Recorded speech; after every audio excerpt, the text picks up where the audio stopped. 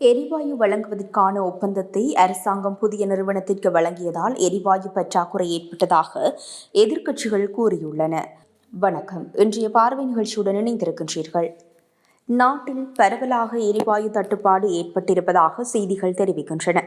2022 அறகலைய போராட்டத்திற்கு வழிவகுத்த வரிசை நெருக்கடியை நினைவுபடுத்தும் விதத்தில் இந்த தட்டுப்பாடு இப்போது பல இடங்களிலும் அதிருப்தியை ஏற்படுத்தியிருப்பதாக முறைப்பாடுகள் கிடைத்து வருகின்றன.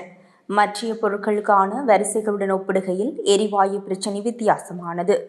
வெற்று எரிவாயு சிலிண்டருடன் வரிசையில் காத்து நிற்பதும் அதற்காக அந்த சிலிண்டருடன் இழுபறிப்படுவதும் இயல்பாகவே மக்கள் மனதில் கோபத்தையும் விரக்தியையும் அதிருப்தியையும் சினத்தையும் ஏற்படுத்தும் என்பது புரிந்து கொள்ளத்தக்கதே.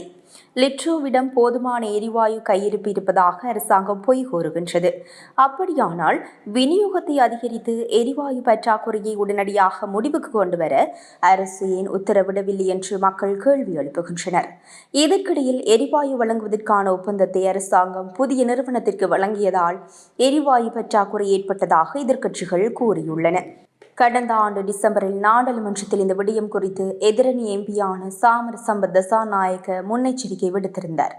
நம்பகமான விநியோகத்தை உறுதி செய்ய முடியாத ஒரு புதிய எரிவாயு விநியோகஸ்தருடன் அரசாங்கம் ஒப்பந்தம் செய்துள்ளதால் பிப்ரவரியில் எரிவாயு தட்டுப்பாடு வரும் என்று அவர் கடந்த டிசம்பரில் எச்சரித்திருந்தார். அதுவே இப்போது நடந்திருக்கின்றது. இலங்கை ஏற்றுமதிகள் மீதான அமெரிக்க ஜனாதிபதி டிரம்பின் வரிகளை குறைக்கும் நோக்குடன் அமெரிக்கா விதித்த நிபந்தனைகளுக்கு இணங்க இலங்கை அரசாங்கம் எரிவாயு விநியோகத்தை மாற்ற வேண்டி இருந்தது. அதனால்தான் இந்த சிக்கல் என்கிறார் முன்னாள் அமைச்சர் ஜம்பிக்க ரணவக்க. இந்த குற்றச்சாட்டுகள் குறித்து எல்லாம் அரசு தரப்பிலிருந்து தகுந்த விளக்கங்கள் வரவில்லை.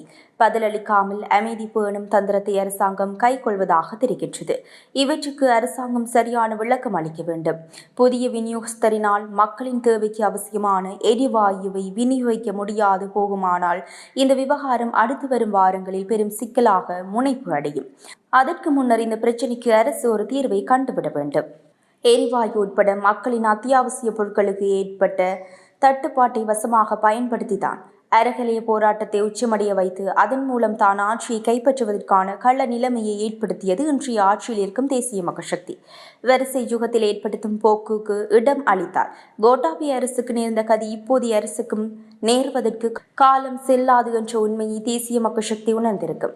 அடுத்து வரும் நாட்களுக்குள் எரிவாயு தட்டுப்பாட்டை அடியோடு நீக்குவதற்கான நடவடிக்கைகளை இந்த அரசு எடுக்காவிட்டால் இன்னொரு அறகலையவிற்கு அது வழிவகுக்க வைக்கின்றது என்பதுதான் பலரின் கருத்தாக உள்ளது. இதேவேளை எரிவாயு விநியோகத்தை உடனடியாக அதிகரிக்க தீர்மானிக்கப்பட்டுள்ளதாக வர்த்தக அமைச்சர் வசந்த சமரசிங்க தெரிவித்துள்ளார். நாட்டில் நிலவும் எரிவாயு தட்டுப்பாடு காரணமாக அண்மையில் நாடாளுமன்ற அமர்வின் போது ஆளும் கட்சி மற்றும் எதிர்க்கட்சிகளிடையே கடும் வாக்குவாதம் ஏற்பட்டது.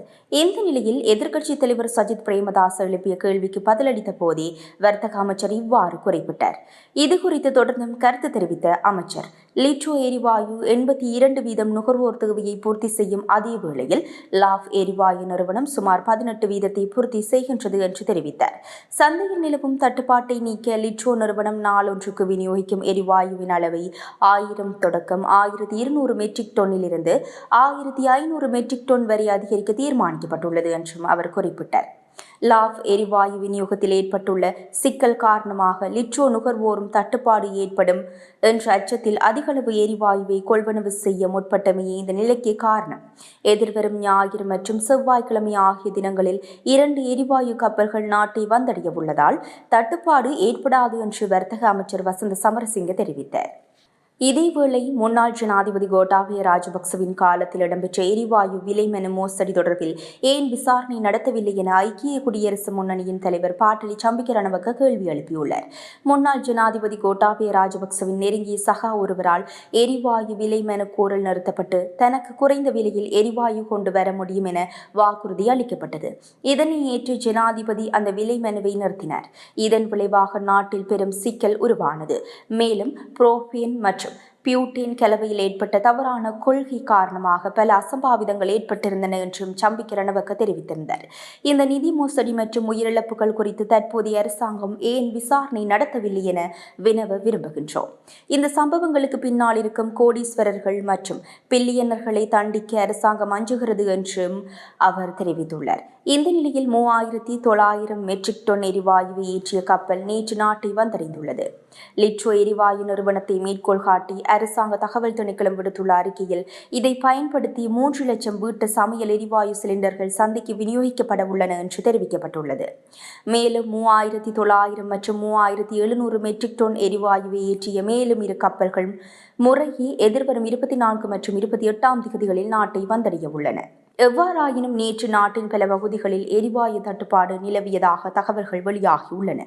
கடந்த சில நாட்களாக நாட்டின் பல பாகங்களில் லிட்ரோ மற்றும் லாப்ஸ் எரிவாயு தட்டுப்பாடு நிலவுவதாக நுகர்வோரிடமிருந்து முறைப்பாடுகள் கிடைத்துள்ளதுடன் சில இடங்களில் எரிவாயுவை பெற்றுக்கொள்வதற்காக மக்கள் நீண்ட வரிசைகளில் காத்திருப்பதையும் காணக்கூடியதாக இருந்தது.